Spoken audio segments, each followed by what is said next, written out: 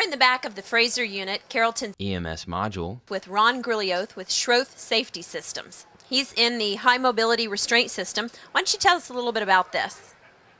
The High Mobility Restraint System is, at first and foremost, a 5-point system that protects the occupant when seated, and the retractors are in a locked position. However, if the EMT needs to get up, he can push a lever and stand up to access across the ambulance or access the patient. In the case of an incident, the retractors will lock, and then if they remain locked until the occupant sits back down or releases himself from the handles again. Now, I know that patient safety in the back of an ambulance is becoming such a huge issue.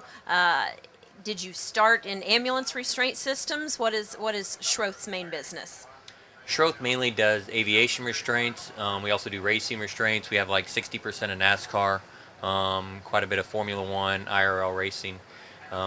This product started as a helicopter restraint system for rescue helicopters to keep the technicians from falling out of the helicopter and having a harness on. But once we developed that, it became apparent that it would be very well represented in an ambulance and provide protection to the EMTs.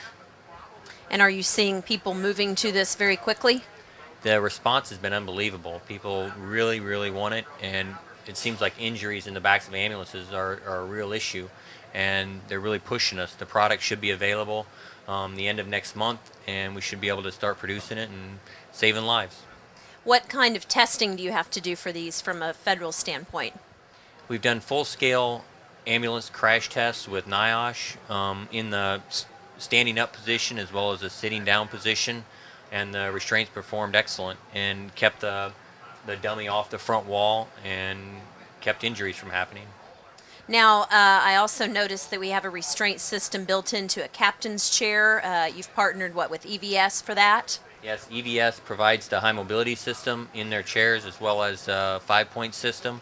And the difference is the 5-point system allows the occupant to move forward, but it's locked, the occupant's locked at the hip, so they can't stand up. Now, one issue we always have is getting the medics in the back to wear their seat belts. What do we think the reality of the situation is that they're going to put one of these things on? Well, one of the main reasons medics don't want to wear the seatbelts, or their main excuse, is they can't access a patient. So the thing that this does, or the main purpose of this, is that eliminates that because they can still access the patient while wearing this restraint. As well as it's comfortable, and it's also a quick release where the medic can just step out of it very rapidly if they need to get out of the vehicle rapidly. Very easy to adjust for different size and height people.